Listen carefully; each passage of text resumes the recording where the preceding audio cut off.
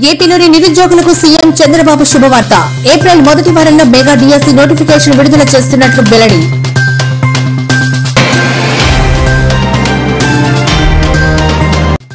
కేసీఆర్ పై బండి సంజయ్ సంచలన వ్యాఖ్యలు. బంజారాహిల్స్ పోలీస్ స్టేషన్లో ఫిర్యాదు చేసిన బీఆర్ఎస్ నేతలు.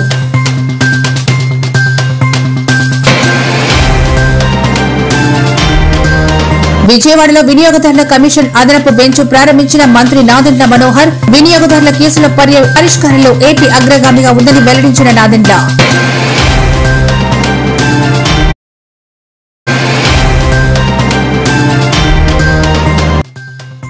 రైలు నుంచి దూకిన యువతి. హైదరాబాద్ లో భద్రతపై కేటీఆర్ ఆందోళన.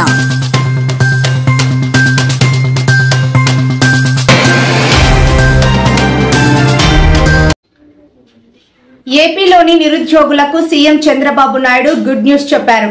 ఏప్రిల్ మొదటి వారంలో మెగా డిఎస్సీ నోటిఫికేషన్ ఇస్తామని ముఖ్యమంత్రి తెలిపారు. స్కూళ్ల ప్రారంభం నాటికే నియామక ప్రక్రియ పూర్తి చేస్తామన్నారు. సచివాలయంలో జరుగుతున్న కలెక్టర్ల సదస్సులో సీఎం చంద్రబాబు మాట్లాడారు. వచ్చే నెల మొదటి వారంలో మెగా డిఎస్సీ నోటిఫికేషన్ ఇస్తాం. ఎస్సీ వర్గీకరణతోనే డిఎస్సీ భర్తీ చేస్తామని తెలిపారు. ఆర్థికంగా పైకి వచ్చిన మొదటి సంతకం 16,347 ఉద్యోగాలు డిఎస్సీ ద్వారా ఇస్తా ఉన్నాం. మెగా డిఎస్సీ పెడతా ఉన్నాం. ఈ ఫస్ట్ వీక్ లో మెగా డిఎస్సీ నోటిఫికేషన్ ఇష్యూ చేస్తారు. ఏబిసిడి కేటగరైజేషన్ కూడా హామీ ఇచ్చాం, ఎన్నికల్లో చెప్పాం. అది కూడా రిపోర్ట్ వచ్చింది, కేంద్రానికి పంపించాం. ఎస్సీ ఫైనాన్స్ కమిషన్ పంపించాం. ఆ రిపోర్ట్ వస్తానే అది కూడా యాక్ట్ చేసి ముందుకెళ్తాం. ఇక్కడ మీరు చేయాల్సిన పని ఈ ఉద్యోగాలన్నీ కూడా ఇచ్చిన తర్వాత డిఎస్సీ మెగా డిఎస్సీ పర్ఫెక్ట్ గా కండక్ట్ చేయాలి. ఎక్కడ కూడా ఇప్పుడు కూడా నాకు బాగా జ్ఞాపకం, తెలుగుదేశం పార్టీ దగ్గర 1,50,000 ఒకేసారి ఇప్పుడు ఇచ్చిన ఉద్యోగాల్లో మెజారిటీ తెలుగుదేశం అధికారం ఉన్నప్పుడు ఇచ్చాం. చాలా ట్రాన్స్పరెంట్ గా ఇచ్చాం. 80% ఇచ్చాం. ప్రజలు కూడా అది ఇప్పుడు కూడా గుర్తుపెట్టుకుంటున్నారు. మీ వల్ల మాకు ఉద్యోగం వచ్చింది, ఎక్కడ ఒక్క రూపాయి గాని ఒక చిన్న అవకతవక లేకుండా చేశారని చెప్పి ఇప్పుడు కూడా రిమైండ్ చేసే పరిస్థితి వచ్చారు. ఇక్కడ zero tolerance. I'm telling all of you. April నుంచి స్టార్ట్ చేసి జూన్ స్కూల్స్ ఓపెన్ చేసే రోజుకి రీఓపెన్ చేసే రోజున వీళ్ళందరూ పొజిషన్ కావాలి, ట్రైనింగ్ అయిపోవాలి, పొజిషన్ కావాల్సిన అవసరం ఉంది. 9 నెలల్లో మీరు చూస్తే అనేక హామీల్ని అమలు చేసుకుంటూ వచ్చాం. ఇప్పటికి పింఛన్లు దేశంలో ఎక్కడా లేదు. 4,000 రూపాయలు నా జీవితాలు నేను చూశాను. 2,000 నుంచి 200 నుంచి 2,000 చేశాం. మళ్లీ 3,000 అయితే దాన్ని 4,000 చేశాం. తెలుగుదేశం పార్టీ 40 రూపాయలతో ప్రారంభించిన పింఛను ఈ రోజు 4,000 రూపాయలు దేశంలో ఎక్కడా ఇవ్వని విధంగా ఇచ్చే పరిస్థితికి వచ్చాం. అదే మరి దివ్యాంగులకి మీరు చూస్తే 6,000 రూపాయలు చేశాం. అది కూడా 5,000 రూపాయల నుంచి 6,000 నేనే చేశాను. ఏఐసీసీ అధ్యక్షుడు మల్లికార్జున ఖర్గే, పార్టీ అగ్రనేత రాహుల్ గాంధీ, కేసీ వేణుగోపాల్తో తెలంగాణ మంత్రివర్గ విస్తరణ, పీసీసీ కార్యవర్గంపై చర్చించినట్లు తెలంగాణ పీసీసీ అధ్యక్షుడు మహేష్ కుమార్ గౌడ్ వెల్లడించారు. తెలంగాణ అభివృద్ధి సంక్షేమం గురించి పార్టీ అధిష్టానం అడిగి తెలుసుకుందని ఆయన తెలిపారు. తెలంగాణ ముఖ్యమంత్రి రేవంత్ రెడ్డి, మహేష్ కుమార్ గౌడ్ తదితరులు పార్టీ అగ్రనేతలతో గంటన్నరకు పైగా సమావేశమయ్యారు.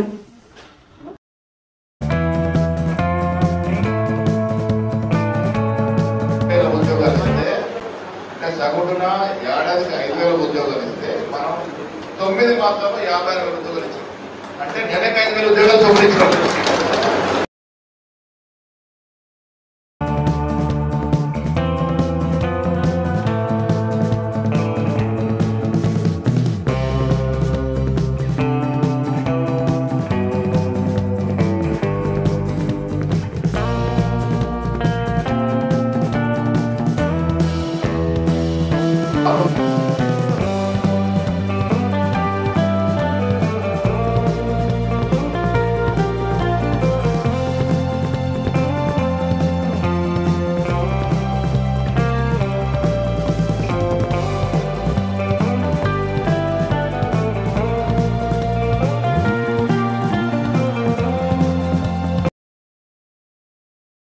రాష్ట్రంలో 2029 నాటికి 20 లక్షల ఉద్యోగాలు కల్పిస్తామని విద్యా ఐటీ శాఖల మంత్రి నారా లోకేష్ పునరుద్ఘాటించారు. ఉండవల్లి నివాసంలో ఇవాళ 20 లక్షల ఉద్యోగాల కల్పనపై ఏర్పాటు చేసిన మంత్రుల ఉపసంఘం 2వ సమావేశం జరిగింది. ఇప్పటి వరకు ఇచ్చిన పెట్టుబడులు, ఉద్యోగాల కల్పనతో పాటు వివిధ ఎంఓయూల స్థితిగతులపై అధికారులు పవర్ పాయింట్ ప్రెజెంటేషన్ ద్వారా వివరించారు. చీఫ్ మినిస్టర్ గారు కేబినెట్ సబ్ కమిటీ కూడా వేశారు ఆన్ క్రియేటింగ్ 20 lakh జాబ్స్. నేను అన్ని పారిశ్రామికవేత్తలందరం కలిసేటప్పుడు వాళ్ళు ఒకటే కోరుతున్నారు, అన్ని రాష్ట్రాలు ఈ రోజు పెట్టుబడుల కోసం పోటీ పడుతున్నాయి. స్పీడ్ ఆఫ్ డూయింగ్ బిజినెస్ లో మనం బీట్ చేయాలి. కేవలం ఇన్సెంటివ్స్, వాటర్ అలాట్మెంట్ అయి కాదు. సో ఫీల్డ్ కి దగ్గరుండి even renewable energy project 72 gigawatts honourable CMs vision. దానికి కావాల్సిన నిన్న కూడా ఓవర్ డిన్నర్ వి డిస్కస్. దానికి కావాల్సిన man power again in skill development department we are working on it, but speed of doing business we have to beat them. We have to beat the other states. That is what every industrialist, and that is why every industrialist is now looking at Andhra Pradesh. While important projects we will drive, we can drive and we will drive, but there will be even 10 crore investor, 5 crore investor. MSMEs are where 80% of the jobs get created. So I request all of you to take every investment very, very seriously. I cannot emphasize this more. We have to beat other states on speed of doing business. And that is, the Honorable CM garu ninna oka oppandam Google to kudirichukunte, sir said no more months. Please discuss with me on days. So he specifically told me in that meeting. So I request all of your cooperation to deliver in days and not in months. Thank you. Honorable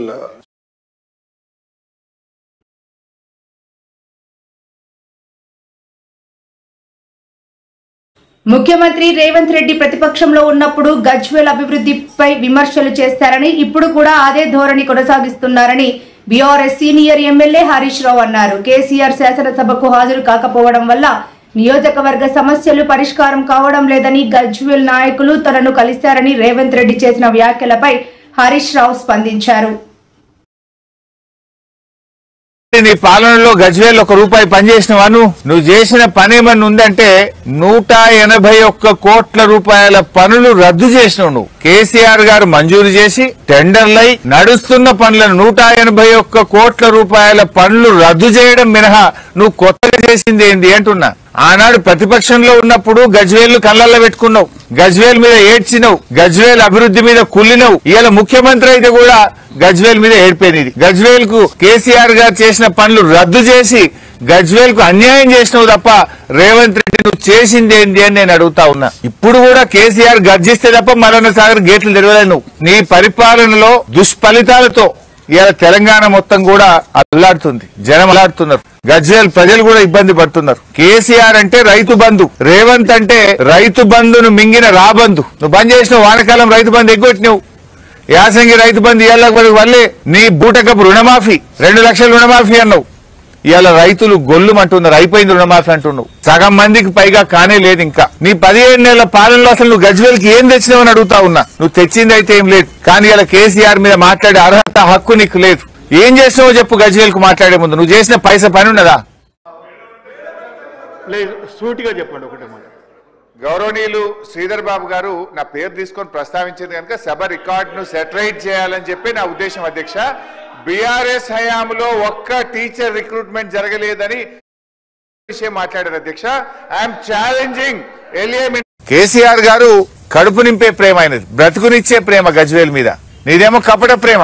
ఇలా veg non veg market కడితే ప్రజలు బతుకుతున్నారు, మల్లన్న సాగర్, కొండపోచమ్మ సాగర్ కడితే ప్రజలు బతుకుతున్నారు, పాతూర్ల main road మీద రాజీవ్ రహదారి మీద మార్కెట్ కడితే 100,000 మంది రైతులు బతుకుతున్నారు. ఇట్లా కేసీఆర్ గారు గజ్వేల్ కు చాలా అద్భుతమైనటువంటి ఒక దిశనిచ్చిండు. ఒకనాడు గజ్వేల్ అంటే ఒక గ్రామం, కానీ ఇలా గజ్వేల్ అంటే సకల వసతులతో రాష్ట్రంలోనే ఆదర్శవంతమైన పట్టణం ఈరోజు గజ్వేల్. ఒకనాడు గజ్వేల్ అంటే కరువు కాటకాలు, త్రాగునీటి కటకట. ఇవాళ గజ్వేల్ అంటే అద్భుతంగా తయారు చేసిండు కేసీఆర్.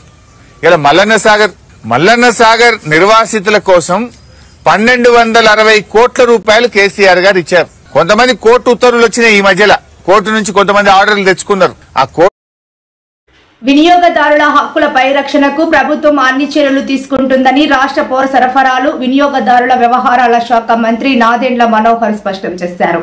వినియోగదారులే రాజులగ్ని, ఎవరికీ భయపడాల్సిన అవసరం లేదని ఆయన భరోసా ఇచ్చారు. విజయవాడ నగర పౌర న్యాయస్థాన సముదాయంలో వినియోగదారుల కమిషన్ 2వ అదనపు బెంచ్ ను మంత్రి ప్రారంభించారు.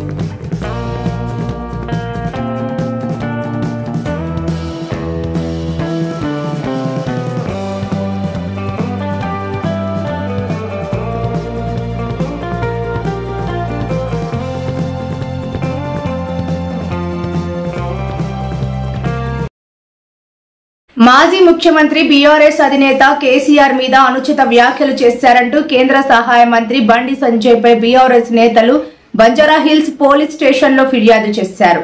బీఆర్ఎస్ నేతలు దాసోజు శ్రవణ్, గెల్లు శ్రీనివాస్ యాదవ్, మన్నే గోవర్ధన్ రెడ్డి, కిషోర్ గౌడ్ తదితరులు ఫిర్యాదు చేశారు. ఆయనపై తక్షణమే చర్యలు తీసుకోవాలని, క్రిమినల్ కేసు నమోదు చేయాలని కోరారు.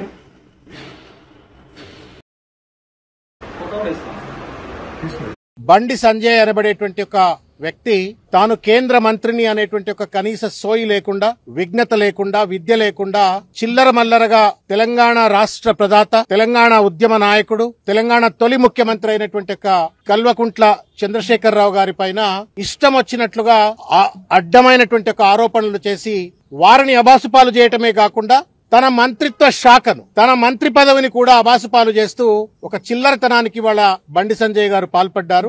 వారు మాట్లాడిన మాటలు not only defamatory, derogatory, but also demeaning the constitution, demeaning the democracy. కాబట్టి వారిపైన క్రిమినల్ చర్యలు చేపట్టాలా అని చెప్పని వాళ్ళ బీఆర్ఎస్ పార్టీ నాయకులమంతా కలిసి ఈరోజు బంజారాహిల్స్ పోలీస్ స్టేషన్ లో వారిపైన కంప్లైంట్ చేయటం అయింది. వాడెవడో పోలీస్ ఆఫీసర్ ఆయనకెప్పుడో కలిసి, బండి సంజయ్ కలిసి, కేసీఆర్ గారు బీదర్ లో దొంగ నోట్ల ముద్రణ చేసేటువంటి ఒక ప్రింటింగ్ ప్రెస్ ను బీదర్ లో నడుపుతా ఉన్నారు. ఆ డబ్బుతోటే తెలంగాణ ఉద్యమాన్ని నడిపినారు. ఆ డబ్బుతోటే 2023 ఎన్నికల్లో ఓటర్లకు పంచినారు అని చెప్పని చిల్లర మల్లరగా బండి సంజయ్ గారు మాట్లాడటమైంది. నేను తెలంగాణ సమాజానికి చేతులెత్తి నమస్కారం చేసి విజ్ఞప్తి చేస్తా ఉన్నాను. 7 సార్లు శాసనసభ్యుడు, 3 సార్లు పార్లమెంటు సభ్యుడు, ఒక డిప్యూటీ స్పీకర్ గా ఉమ్మడి ఆంధ్రప్రదేశ్ శాసనసభకు, తర్వాత కేంద్ర మంత్రిగా, తెలంగాణ తొలి ముఖ్యమంత్రిగా అద్భుతమైనటువంటి ఒక రీతిలో 14 సంవత్సరాల పాటు తెలంగాణ రాష్ట్ర సాధన కోసం ఉద్యమంలో పనిచేసి వచ్చిన తెలంగాణను బాధ్యతాయుతంగా 10 సంవత్సరాల పాటు ముఖ్యమంత్రిగా నిలబడి నిర్దిష్టమైనటువంటి అభివృద్ధిని సాధించినట్టు ఒక మహానాయకుడిని పట్టుకుని నిరాధారమైనటువంటి ఒక అడ్డమైనటువంటి ఒక ఆరోపణలు బండి సంజయ్ గారు చేయటం న్యాయమా? ఒక్కసారి నేను తెలంగాణ సమాజాన్ని దయచేసి ఆలోచించాలని చెప్పని కోరుతా ఉన్నాను. ఎవడో తలకు మాసినటువంటి ఒక అధికారి చెప్పిండు అని చెప్పనంటుండు. బండి సంజయ్ నిజంగానే మొగోడైనట్టయితే, నిజంగానే కేంద్ర హోంమంత్రి అయినట్టయితే, నిజంగానే నైతికత ఉన్నట్టయితే, దమ్ము ధైర్యం ఉన్నట్టయితే ఆ అడ్డమైన అధికారి ఎవడు, వాని పేరు ఎందుకు చెప్పట్లేవు బయటికి? ఆ రోజు అధికారంలో ఉన్నటువంటి ఒక ముఖ్య నాయకుడు ఆ సదరు అధికారిని బీదర్ కు పోకుండా ఆపిండు అని చెప్పని బండి సంజయ్ చెప్తా ఉన్నాడు. దమ్ము లేదా బండి సంజయ్ నీకు?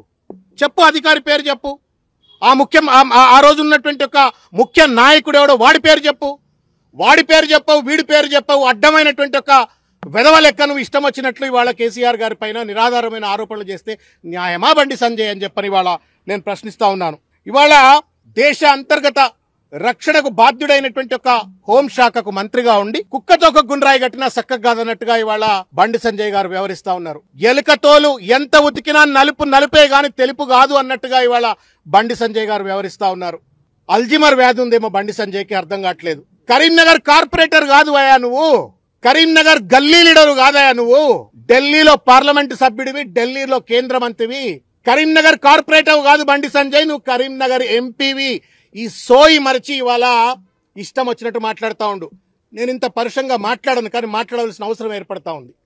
ఎందుకంటే ఉన్నతమైనటువంటి ఒక పదవుల్లో ఉన్న వాళ్ళు ఆరోపణలు చేసినప్పుడు ఆ ఆరోపణలు సహేతుకంగా రుజువు చేయవలసిన ఒక బాధ్యత వాళ్ళపైన ఉంటుంది. వెనకటికి ఒక ఎర్రోనికి మల్లెపూ ఇస్తే ఎక్కడో పెట్టుకొని వాసన చూసినట్టుగా ఇవాళ అంత పెద్ద కేంద్ర మంత్రి పదవిని నరేంద్ర మోడీ కట్టబెట్టి భారతీయ జనతా పార్టీ కట్టబెడితే ఆ పదవిలో కూర్చొని వాడెవడో అడ్డమైనోడు ఏదో చెప్తే ఇంకెవడో అడ్డమైనోడు ఇంకేమో చెప్పిండు అని చెప్పని అడ్డమైన భాషలో అడ్డదిడ్డంగా బండి సంజయ్ మాట్లాడుతూ ఉంటే నవ్వాలనా ఏడవాలనా సిగ్గుపడాలనా అర్థం కావట్లా. Bandi Sanjay is not an individual. Bandi Sanjay Bharatiya Janata party నాయకుడే కాదు, బండి సంజయ్ నా భారత ప్రభుత్వానికి కేంద్ర మంత్రి కూడా. ఒక మంత్రి హోదాలో ఉండి తెలంగాణ తొలి ముఖ్యమంత్రి, ఇవాళ శాసనసభ్యుడు, leader of the opposition, Telangana జాతిపిత కేసీఆర్ పైన ఇష్టం వచ్చినట్టు ఆరోపణలు చేస్తూ ఉంటే సిగ్గు శరం లేదా బండి సంజయ్ నీకు? అసలు నువ్వు లా చదువుకున్నావా? లా చదువుకోపోయి అసలు నీకు చదవచ్చా చెప్పు నాకు. నీకు చదువు రాదని అనిపిస్తా ఉంది. ఆర్టికల్ ఇండియన్ పీనల్ కోడ్ ప్రకారంగా సెక్షన్ 39 ప్రకారంగా లేకపోతే ఇండియన్ పీనల్ కోడ్ 202 ప్రకారంగా ఎవరైనా సరే, మీరు కానీ మీడియాలో ఉన్నటువంటి వాళ్ళు కానీ ఈ కార్యక్రమాన్ని చూసే వాళ్ళు కానీ నేను కానీ మేము కానీ ఎవరైనా ఒకవేళ నేరానికి సంబంధించిన సమాచారం కానీ నేరం చేసే వ్యక్తులకు సంబంధించిన వివరాలు కానీ తెలిసినట్టయితే వెంటనే స్థానిక పోలీస్ స్టేషన్ కు చెప్పాలా లేకపోతే మెజిస్ట్రేట్ కు చెప్పాలా?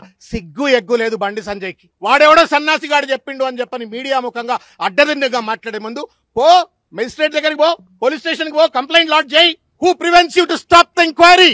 ఎవరు ఆపుతా ఉన్నారు నేను బండి సంజయ్ ఎంక్వైరీ చేయకుండా? ఒక చిల్లర మల్లరగాడేదో పాన్ షాప్ల దగ్గర పాన్ పరాగ్ దిక్కుంటే గుట్కా బ్యాచ్ వాళ్ళు మాట్లాడినట్టుగా కేంద్ర మంత్రి అయ్యుండి ఇష్టం వచ్చినట్టు మాట్లాడటం న్యాయమా రేవంత్ రెడ్డి? బండి సంజయ్ ఎవరిని మెప్పిద్దామని, ఎవరి కళ్లల్లో సంతోషం చూద్దామని, ఆనందం చూద్దామని బండి సంజయ్ ఈ మాటలు మాట్లాడుతూ ఉన్నాడని చెప్పి నేను ఇవాళ ప్రశ్నిస్తా ఉన్నాను. అడ్డమైనటువంటి ఆరోపణలు కేసీఆర్ గారి పైన బీఆర్ఎస్ పార్టీ పైన చేసినట్టుగా బండి సంజయ్ గారి పైన కూడా కోడై కూస్తా ఉంది. వాళ్ళు వసూళ్ల బ్యాచ్ అని చెప్పని చుట్టంతా వసూళ్ల బ్యాచ్లు పెట్టుకొని ఫార్మాస్యూటికల్ కంపెనీస్ వాళ్ళను పెద్ద పెద్ద పెట్టుబడిదారులందరినీ కూడా బెదిరించి వసూళ్లు చేసిండు పాదయాత్రల పేరు మీద అని చెప్పని పెద్ద పెద్ద పుకార్లు ఉన్నాయి. ఏం సమాధానం చెప్తావు మరి దానికి? ఏం సమాధానం చెప్తావు బండి సంజయ్? ఒక బీసీ బిడ్డవై ఉండి ఒక రాష్ట్ర పార్టీకి అధ్యక్షుడిగా ఉంటే నిన్ను ఎందుకు తీసిండ్రో నీకేమైనా సోయుందా? హైదరాబాద్ నగరంలో పట్టపగలు నేరస్తులు దారుణాలకు పాల్పడేందుకు వెనుకాడటం లేదని, ఇందుకు ఎంఎంటీఎస్ రైలు నుంచి ఒక యువతి దూకిన ఘటన నిదర్శనమని బీఆర్ఎస్ వర్కింగ్ ప్రెసిడెంట్ కేటీఆర్ అన్నారు. ఈ ఘటనపై త్వరితగతిన దర్యాప్తు జరిగేలా చూడాలని కేంద్ర రైల్వే శాఖ మంత్రి అశ్విని వైష్ణవ్ ను డిమాండ్ చేస్తున్నానని ఎక్స్ వేదికగా ఆయన విజ్ఞప్తి చేశారు. బాధితురాలికి అవసరమైన సహాయం అందించాలని సూచించారు.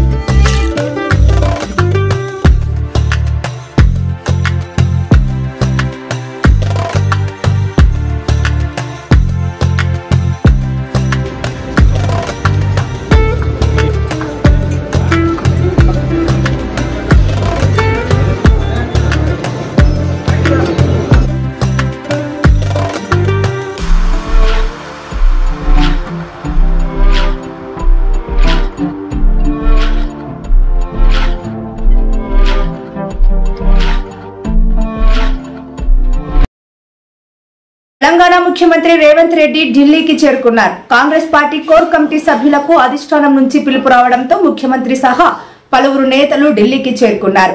తెలంగాణ ఉప ముఖ్యమంత్రి మల్లు భట్టి విక్రమార్క, తెలంగాణ పీసీసీ చీఫ్ మహేష్ కుమార్ గౌడ్, మంత్రి ఉత్తమ్ కుమార్ రెడ్డి, కోర్ కమిటీ నేతలు కాంగ్రెస్ అగ్రనేతలతో సమావేశం కానున్నారు. మంత్రివర్గ విస్తరణతో పాటు రాష్ట్రానికి సంబంధించిన అంశాలపై చర్చించనున్నారని సమాచారం.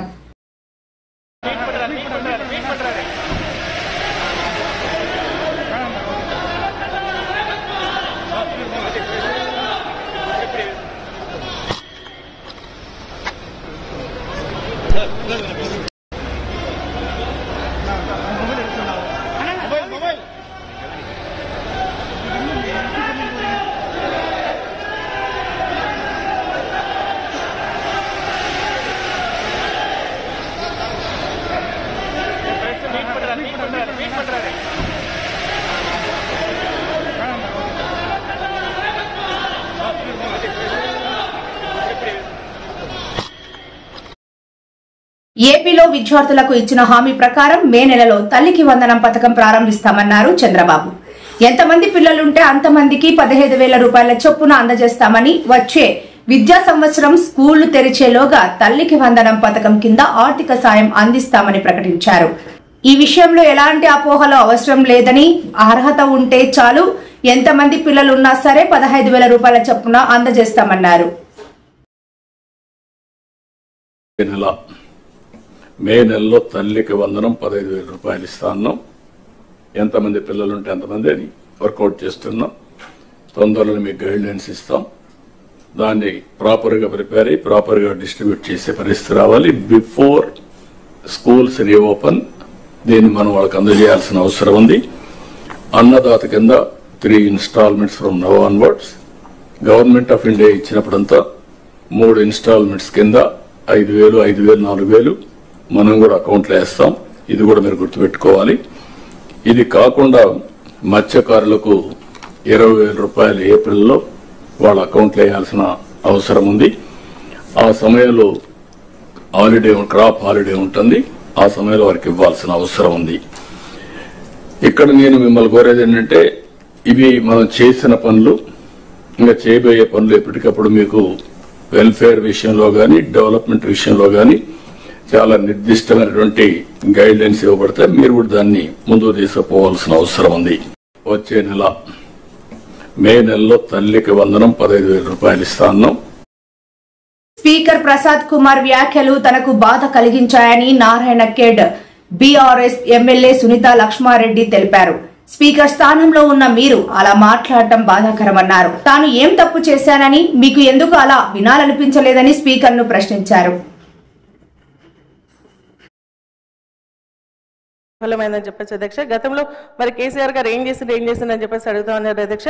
నేను కొన్ని విషయాలు చెప్తాను అధ్యక్ష, ఎక్కువ చెప్పను. ఒక 2 minutes అధ్యక్ష, ఒక 2 minutes అధ్యక్ష. ఇంటింటికి నల్లా కనెక్షన్. ఏ లక్ష్మణ్ కుమార్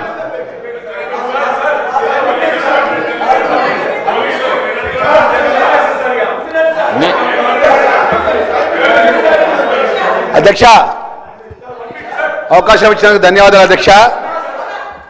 అధ్యక్ష, నాకే వినాలనిపిస్తలేదు, మళ్ళీ వాళ్ళు ఎట్లుంటున్నారో నాకు తెలియదు అధ్యక్ష. విఫలమైందని చెప్పేసి అధ్యక్ష, గతంలో మరి కేసీఆర్ గారు ఏం చేసిందని చెప్పేసి అడుగుతా ఉన్నారు అధ్యక్ష.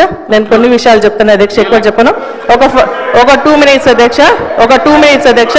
ఇంటింటికి నల్లా కనెక్షన్. ఏ లక్ష్మణ్ కుమార్